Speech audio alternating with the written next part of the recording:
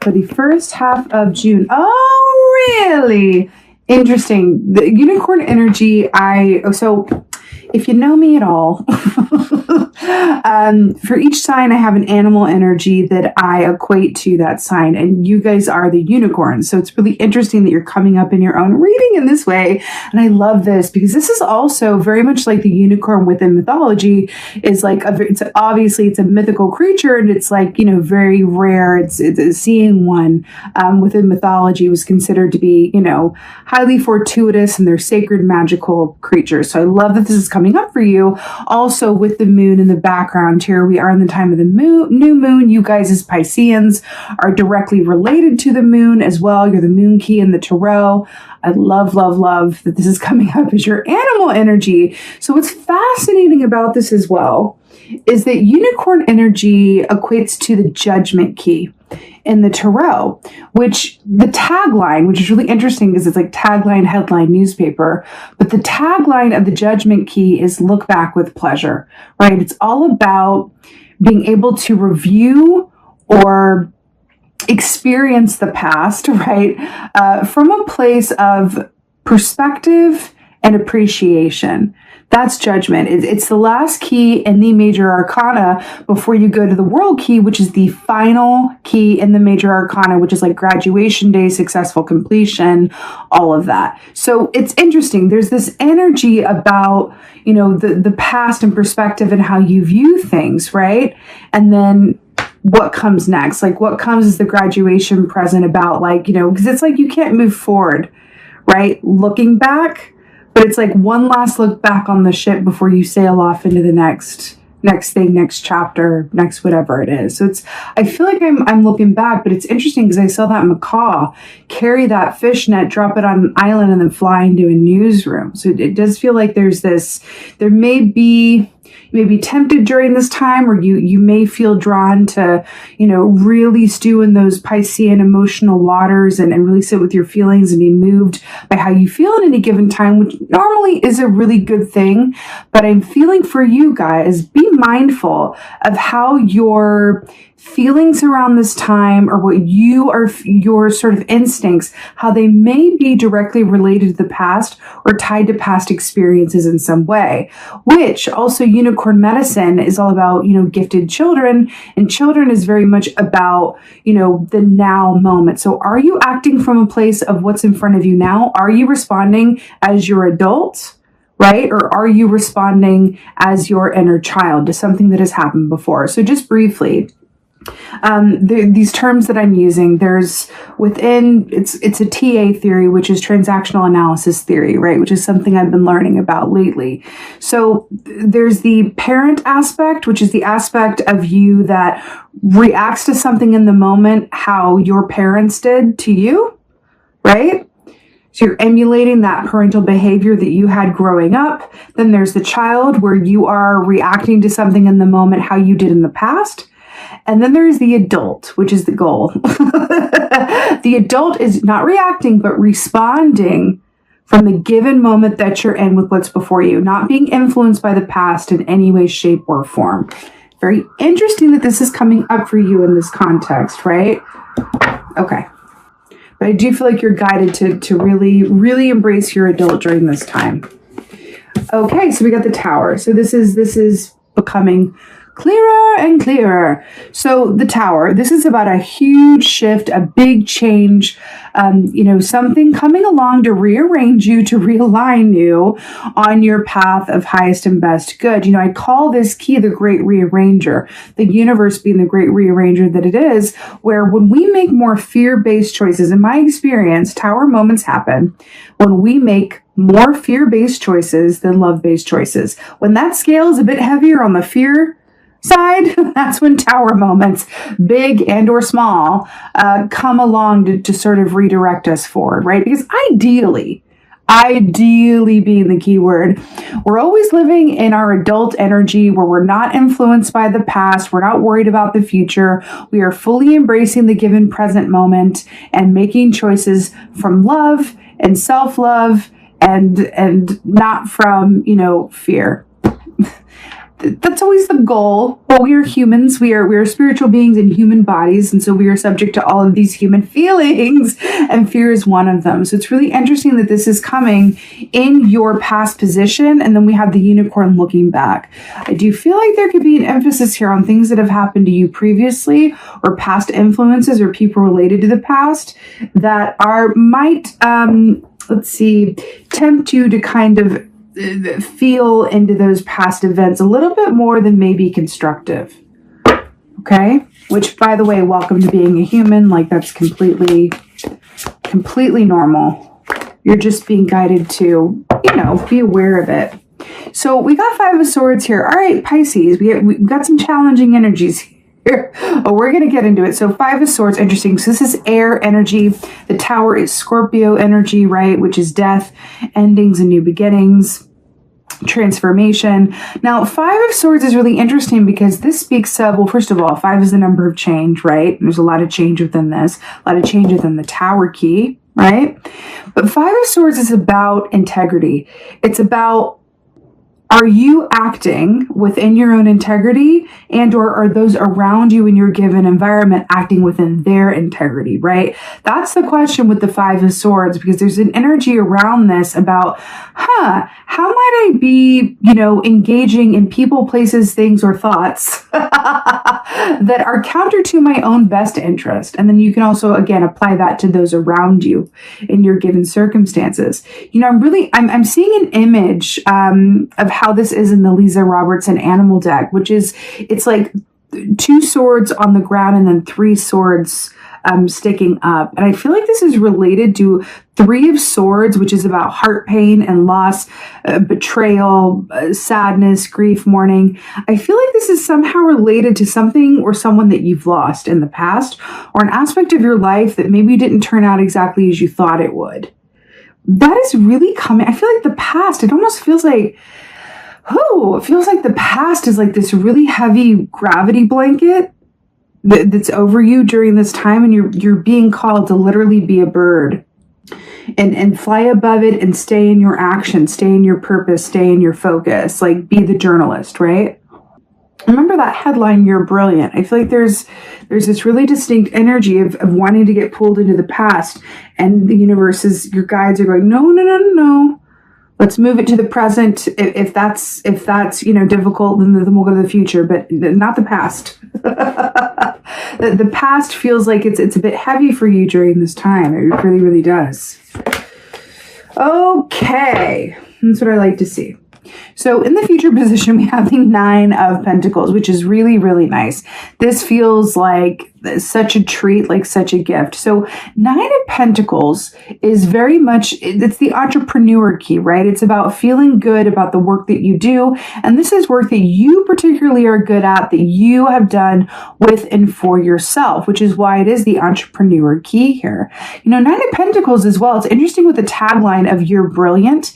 That is completely applicable to the 9 of Pentacles, because she is so clearly brilliant. She has created her own destiny. She has, sat in the driver's seat and gone like, I am capable of whatever I put my mind to, and I know that I will succeed. That is 9 of Pentacles energy. And then reaching this point where she can stand there feeling really, really good about where she's come from and the work that she's put in. Why do I want to say that this is the absence of imposter syndrome? It's really interesting that this is coming up for you guys like that. This is the absence of imposter syndrome.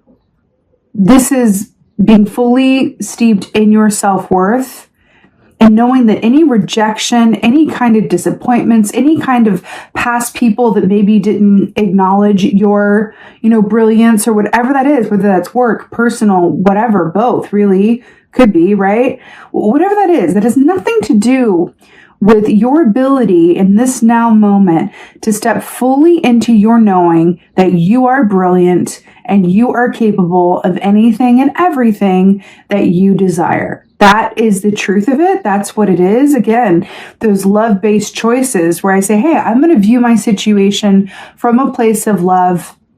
And I know that within that love, there's absolutely no room for fear, right? Because what kills love? What is the love killer? Fear. Spirit is coming in. I'm hearing to whatever this energy is for you, to ask yourself, look at your situation, right? Your past situations from the lens of, in what ways, right, did fear play a part in that outcome? If you didn't get something that you wanted, how might your fear or other people's fear affected that? How could love, as opposed to the fear, influence that outcome differently? There's something about, sometimes when we look at our past and we look at the people that have wronged us, or jobs that we didn't get, or opportunities that were missed, or whatever it is, choices that were made, it can be very easy as humans to look at other people's role in those things and go, man, they didn't want me, or man, they didn't, they rejected me, or man, that job didn't pay me this, or whatever it was. But it's easy to do that. It's so easy to do that. What's more difficult to do is to look at our part and how we co-created those experiences, because we literally co-create everything. Right? Which is not saying that it's your fault or our fault, right? It's really going, how did fear play a part in that? And how did I contribute to that fear in some way, shape, or form? Right? Or how was that designed in order to align me with the tower to something bigger and better? And this could be a really helpful journal exercise for you, Pisces, is what I'm getting, to kind of look at whatever's coming up for you. And I feel like it's definitely to do with the past, or something that's going on now that reminds you of something from the past, or somehow linked to the past, right? A journal exercise, where you just go, okay, so in my past experiences, what that I was really upset about at the time, in terms of bless that broken road that led me straight to you, Rascal Flatts song, what am I now grateful for that at the time I was really upset about? What upsets or disappointments or losses or breakups or job rejection, whatever, I was really upset about at the time, but now given where I am, given the person I'm with now, given the job I have now, given where I live now, whatever it is, can I go, oh my gosh, thank goodness that happened that way. That is a really helpful journal exercise that I'm getting for you, that is going to steep you right into this Nine of Pentacles, because there is this aspect of, why would you engage with this energy that feels like it is directly linked to the past? This is your adult right here. This is your adult. And this is parent-child, right? It's really interesting. We're being called to step more into a Nine of Pentacles for you. And you can do that mindfully through that shift in perspective, right? But let's go ahead and get your advice for first half of June. Let's get your advice. Oh my God. It could not be better. The best advice there could possibly be, hello, is the star key. This is Aquarian energy. I love when this comes up as advice, because this is about great hope, great faith, great love, being in the spotlight, and wish fulfillment with that pearl and the oyster there, right? This is so brilliant. This is about keep the faith, keep the faith, and know that what is coming to you is directly related to what you desire. That's it. And what's really interesting about this is that we have the Judgment energy with the unicorn, and then graduating to the World key, which is the final part of the cycle. I feel like that's what this is. I just got shivies talking about that. So I feel like Spirit is going, yep, exactly. You are being asked to do a bit of review of this energy and work through whatever this is going on in your energy field, so that it doesn't block you from moving forward. There's something about where you're about to manifest new things that feel really important and feel like this Nine of Pentacles. But if you still have an old perspective, if there are things in your past that could be still affecting you subconsciously, then it could alter, right, your experience of what's coming to you. So we need like a deep clean of that perspective of the past. And again, that journal about looking back with gratitude about the things that you were upset about not working out at the time that you're really happy about now. That is going to be so helpful for you and help you stay, attached to a greater perspective, regardless of life's ups and downs, because that's a part of it. right? That is a part of life, the ups and downs of it all. So I really, really like that this is coming up as your advice. It's really, really brilliant, Pisces. Also, with the water here, right? We saw the ocean, but this like oyster is like on an island. It's really interesting here with that, but it's really beautiful. Keep the faith, stay in your knowing that what is coming is available to you on the other side of releasing anything from the past and being fully steeped in the present moment and your own potential and your own brilliance. Because I feel like there's been a knock to your confidence in some way, shape, or form. Either your confidence or your faith. Something to do with that. Like headline, you're brilliant, right? I keep seeing that. Oh, I was going to point this out. So it's not a macaw. I think is it a hawk? I'm not exactly sure what it is. But do you see that? Can you see that? Do you see that bird? Like on the archway there. And do you remember in the newsroom, I saw the macaw like on like up high, like in the newsroom on a perch looking down below. And then we have the pentacles here, which is all about your money, your finances, and the work that you do that also pays you well. So that's really interesting. This is coming up in this way. I also feel like I'm getting a nod towards the fall as well. The autumn, of course, we're looking at June, but there's something about this that's going, hey, like a lot of this wish fulfillment, a lot of this, I feel like you're going to have a really, really special autumn coming up here. I'm hearing September. Some major shifts in receipts around September. It feels really important. Let's go ahead and get an oracle. I'm hearing Virgo energy as well. That is in September, but there's something about that Virgo season. Just put a pin in that and remember that. There's something about Virgo season. Oh my God, I love it so much. Oh, look, it's adventure. Look, she's literally riding a butterfly, which is really interesting. So there's a stamp on here that says October 5th. What's really interesting, we're looking at September, right? And then we're going into October with the adventure. I'm telling you, autumn, there's something about that time for you. So Nine of Pentacles, 9th month of the year, September. And then we have October with your oracle. This is fascinating. And then Tower is Scorpio energy, right? Which is October into November. Okay, that's just a lot of confirmation around that time frame for you. I'm so here for it. So adventure. This is so beautiful. Remember how we were talking about, being an air sign with a bit of Sagittarius?